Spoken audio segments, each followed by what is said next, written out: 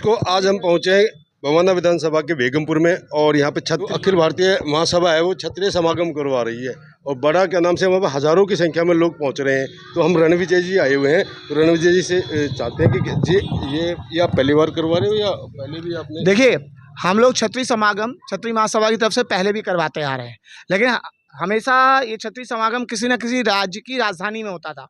लेकिन पहली बार हम जो है क्षत्रिय समागम अयोध्या में कराने जा रहे हैं। और इस बार अयोध्या में करवाने का मतलब क्या है, क्योंकि अब वो समय आ गया है कि क्षत्रियों को अपनी भागीदारी और अपना नेतृत्व साबित करना पड़ेगा। राम जन्मभूमि ट्रस्ट में राम मंदिर बना, हम सब लोग इतना खुश थे और जल्दीबाजी में ट्रस्ट भी बनाया गया।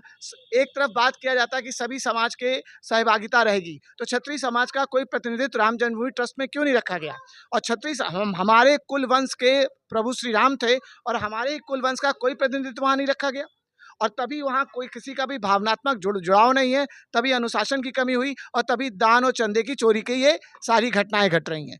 तो अब क्षत्रिय समागम करके हमारे समाज का एक ही सबसे बड़ी मांग है कि अब राम जन्मभूमि ट्रस्ट को फिर से रिफाइन करें, फिर से इसको जो है ध्यान दें और इस पर अब क्षत्रिय समाज की एक भागीदारी को सुनिश्चित करें। जो वहाँ पे ये चंदा चोरी हुआ है, हमारी बीजेपी की सरकार होते हुए भी राम राज जो जिसने लेके आए, हम राम जी को लेके आए, वो नारा लगा था, आपने भी सुना होगा। तो उसी में मंदिर में चोरी कैसे हुई, क्यों हुई, किस कारण हुई?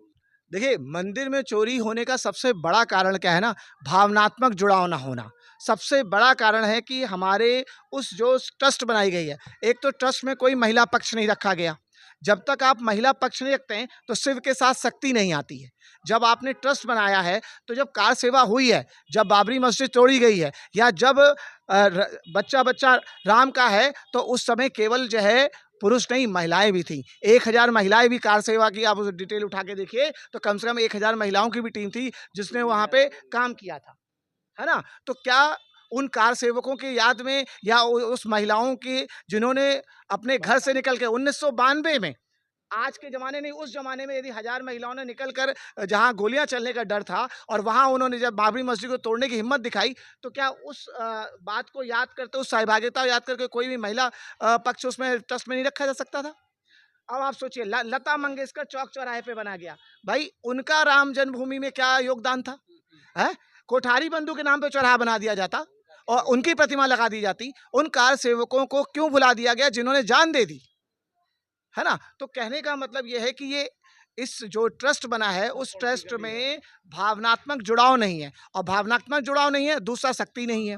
यदि राजपूत प्रतिनिधित्व होता तो अनुशासन मेंटेन रहता, और अनुशासन मेंटेन रहता तो वो राजनीति और सरकार से ऊपर आके भी ध्यान रखता और चीज़ें गलत होने से बच जाती। सर, यूजीसी के बारे में क्या कहोगे? यूजीसी तो समझ लीजिए कि यूजीसी तो आप समझिए कि यूजीसी एक हाईलाइट हो गया। हमारे पास तो उसके पहले की भी दर्द पड़े हैं। यूजीसी को तो समझ लिए कि तिल तिल से बढ़ते बढ़ते घड़ा पूरा भर गया तो हम यूजीसी में बिफर पड़े, लेकिन ऐसा नहीं कि इसके पहले की भी जो कानून है वो हमारे बड़े सपोर्ट के हैं।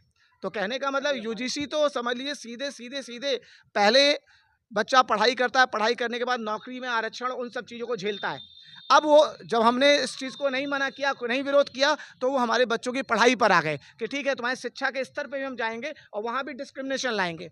यूजीसी का नाम जो है, यूजीसी जो गाइडलाइन है, ये गाइडलाइन समानता के लिए लाई गई, समानता का रेगुलेशन है। और समानता किस तरह से कि एक वर्ग को दरकिनार कर दिया गया, सवर्ण समाज को दरकिनार कर दिया और बचे हुए समाज का आपने संरक्षण कर दिया। ये कैसी समानता है? इसका नाम है समानता का अधिनियम, और समानता में आपने एक वर्ग का ध्यान ही नहीं रखा। तो यूजीसी का जो हमें विरोध करना पड़ रहा है, वही तो हमारी लास्ट लिमिट है जो क्रॉस हो चुकी है। अदरवाइज इसके पहले की भी जो कानून है वो भी हमारे पक्ष में नहीं है। इसका उद्देश्य तो हमने जो संगठन हमारा है वो समाज के हितों के लिए बनाया गया हुआ संगठन है, और ये जो है 1897 से चल रहा हुआ हमारा संगठन है। आज़ादी से पहले से बना हुआ हमारा संगठन है, और धीरे धीरे जब से ये राजनीति आई है, तब से लोग जो हमारे संगठन के लोग थे वो धीरे धीरे अन्य पार्टियों में चले गए, इसलिए हमारा संगठन जो है गूढ़ हो गया और उसकी ताकत कम हो गई। लेकिन आज फिर से समय आ गया है और हमारा क्षत्रिय समाज और श्रवण समाज भी जाग गया है। तो ये सरकारें जो आज तक सामान्य वर्ग के साथ अत्याचार और अन्याय करती आ रही थी, तो उन्हें आज देखना पड़ेगा कि सामान्य वर्ग के साथ हमने कहाँ तक अपमान किया है। सामान्य वर्ग के पीछे उन्होंने पहले ही SC ST एक्ट, आरक्षण जैसी एक्ट लागू करे हुए थे। उसके बाद भी ये यूजीसी लेके आ गए। अब यूजीसी तो इतना बड़ा भूत है कि उसके सामने तो जो है अच्छे अच्छे लोग भाग रहे हैं। जो बेचारे बच्चे वहाँ पढ़ने जा रहे हैं उन्हें तो पता ही नहीं होता कि भैया ये मतलब ये सबड़ समाज क्या है और कौन क्या है। उन बच्चों के ऊपर उन्होंने यूजीसी लागू कर दिया। ये सरकार की सरासर अंधेर गर्दी है। और वही ये तो वही हो गया कि टका शेर भाजी और टका शेर ख्वाजा वाली बात ये बिल्कुल नहीं चलेगी। अगर सरकार ने अनदेखी सामान्य वर्ग की तो आने वाले 29 में ये सरकार को ये सामान्य वर्ग उखाड़ कर फेंक देगा। इसलिए मैं सरकारों को चेतावनी देता जा रहा हूँ। और हमारे क्षत्रिय समागम जैसे ऐसे कार्यक्रम देश में जगह जगह अभी होंगे और हो रहे हैं। एक हमारा क्षत्रिय महासभा नहीं है, काफ़ी राजपूत और सबड़ समाज संगठन है, वो इस एक्ट के खिलाफ हैं। और आने वाले समय में सरकार को नीचे देखना पड़ेगा। या तो इन कानूनों को एक्टों को पीछे लेगी सरकार, अगर इनको वापस नहीं लेगी तो इस सरकार को नीचे जाना पड़ेगा और समान समाज सरकार को गिरा देगा। जय सिया राम। क्या आगे जो आपकी महासभा संगम हो रहा है वहाँ पे सुरक्षा का क्या इंतजाम किया जाएगा? महासभा का जो हमारा समागम है, इस समागम में सुरक्षा पहली बात तो जो राजनीतिक हस्तियां हैं वो अपनी सुरक्षा स्वतः करती हैं और हमारे संगठन हमेशा अपनी सुरक्षा करने में सक्षम है। हर जगह हम किसी भी हालात में ये नहीं चाहेंगे कि खाकी वर्दी आकर के हमारी सुरक्षा करे। हम यही चाहेंगे कि हम अपनी सुरक्षा स्वयं करें। और स्वयं की इतनी ताकत है कि पत्थर तो छोड़ो, कोई कंकड़ भी फेंकने की हिम्मत नहीं करेगा।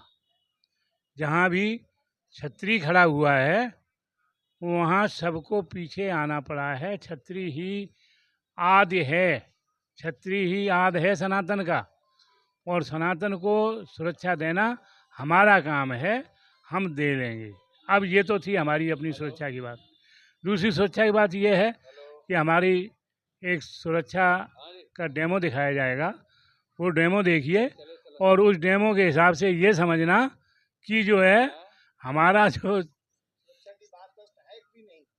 सुरक्षा की बात है ही नहीं, कोई ये हमें सुरक्षा के प्रति कोई खतरा नहीं है। और शायद आगे चल के जो आप आगे की कह रहे हो, आगे चल करके ये छोटे छोटे सभी संगठन इकट्ठे होते जा रहे हैं। क्षत्रिय समागम का मतलब यही है कि हमने बाकी संगठनों को भी इकट्ठा करना है, उन्हें एक झंडे के नीचे लाना है, एक मंच पर लाना है।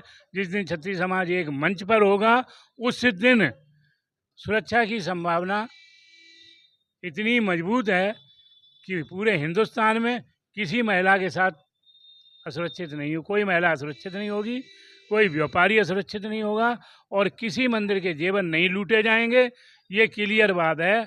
जब क्षत्रिय समाज उठ के खड़ा हो जाएगा एक मंच से एक झंडा लेकर के। जी तोमर साहब, आज के जो अखिल भारतीय क्षत्रिय महासभा होने के लिए जा रहा है अयोध्या के अंदर राम जन्मभूमि पर, क्या कहना चाहते? मैं सतपाल सिंह परमार। सबसे पहले हम अपने रणविजय सिंह की बहुत बहुत आभारी और शुक्रिया है जो इन्होंने इस संगठन के लिए बहुत बड़ा एक कदम उठाया है और सारे क्षत्रियों को एकत्रित करके और जोड़ के, और जितनी मेहनत कर रहे हैं शायद ही कोई आदमी इतनी मेहनत कर रहा हो। मेरा क्षत्रियों से सभी से निवेदन है कि जितने ज़्यादा से ज़्यादा संख्या में अयोध्या पहुंचने की कोशिश करें और सभी से करबद्ध निवेदन है कि वहाँ पर पधारें। जय हिंद, जय भारत। दर्शकों मैं बताना चाहता हूँ कि अखिल भारतीय क्षत्रिय महासभा का श्री राम जन्मभूमि में बहुत बड़ा विशाल क्षत्रिय महासंगम होने के लिए जा रहा है, तो ज़्यादा से ज़्यादा संख्या में पहुंचकर समागम का लाभ उठाए। जय हिंद, जय श्री राम, जय श्री राम, जय श्री राम, जय श्री राम, जय महाराणा, जय भवानी। 23 अगस्त अयोध्या चलो, 23 अगस्त अयोध्या चलो, अयोध्या चलो।